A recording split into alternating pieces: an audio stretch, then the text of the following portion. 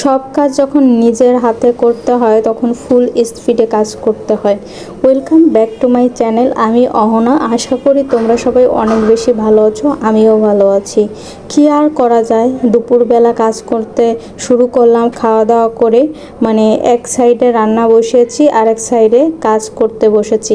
কিছু করার নাই, কারণ প্রতিদিন তো আর আমি ঘর গোছানোর সময় পাই না, তাই যেদিন সময় পাই সেদিন সব কাজ করে ফেলি। যেহেতু আমার ক্যাম্পাসে ক্লাস থাকে, তারপরেও বাসায় থাকলেও আমার কাজ করতে ইচ্ছা করে না, কারণ নিজের শরীরটা অনেক ক্লান্ত থাকে, এমনি শরীরটা দুর্বল লাগে। তার কারণে এখানে কোকের বোতল আমাদের বাসায় কখনো শেষ হয় না, একটার পর একটা আসতেই থাকে। কারণ আমি খেতে অনেক বেশি পছন্দ করি, মানে কোল্ড ড্রিঙ্কস জাতীয় খাবার খেতে বেশি পছন্দ করি। এখানে সকালবেলা উঠে সেই বিছানা আবার গড়াগড়ি করা হয়, তার জন্য বিছানাটা বেশি নোংরা হয়ে থাকে। কি আর করায়, বাসা দুজন মানুষই বিছানায় বেশি থাকা হয়। মানে আমাদের চেয়ারে খুব কম বসা হয়। চেয়ারের উপর দেখতেই পাচ্ছ জামা কাপড় সব কিছু রেখে দেওয়া হয়েছে, কারণ ওই যে বাঙালিদের স্বভাব, সব থেকে খারাপ স্বভাব। এমন মনে হয় সবারই হয় যে বিছানায় তারপর হচ্ছে চেয়ারের উপরে জামা কাপড় থাকা হয়।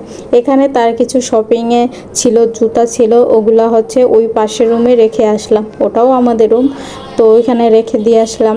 অনেক দিন ধরে ভাবতেছি পিছনের এই ব্যাকগ্রাউন্ডটা একটু হলেও একটু চেঞ্জ করব, কিন্তু কি করা, চেঞ্জ আর করা হয় না, তাই এটা স্কিপ করে যাও।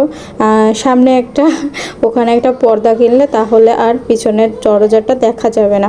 মানে আমাদের বাড়িওয়ালা তার সুযোগ সুবিধার জন্য একটা ফ্ল্যাট দুইটা ভাগ করে নিয়েছে, মাঝখানে দরজাটা বন্ধ করে দেওয়ার পর এ পাশে 2 রুমের একটা ফ্ল্যাট করেছে, ও পাশে 2 রুমের একটা ফ্ল্যাট করেছে।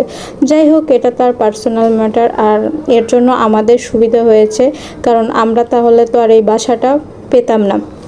একটা সময় ছিল এই বাসাটা ভালো লাগতো না, কারণ প্রথম একটা জায়গায় আসলে সেটা ভালো লাগে না, অ্যাডজাস্ট করতে একটা টাইম লাগে। তো এখানে এখন আমার খুব ভালো লাগে। আগে বাহিরে সাউন্ডের জন্য আমি ঘুমাতে পারতাম না, কিন্তু এখন আর বেশি প্রবলেম হয় না, খুব একটা প্রবলেম হয় না।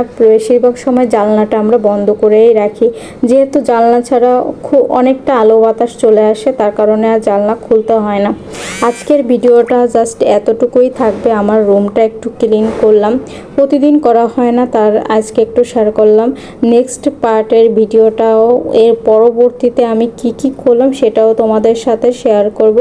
জাস্ট আজকে এটুকুই থাকবে। আর আমার ভিডিওগুলো তোমাদের কাছে কেমন লাগে সেটা অবশ্যই আমাকে শেয়ার করে দিও, আর তোমরা কোন টাইপের ভিডিও চাও এটাও আমাকে কমেন্টসে বলে দিও।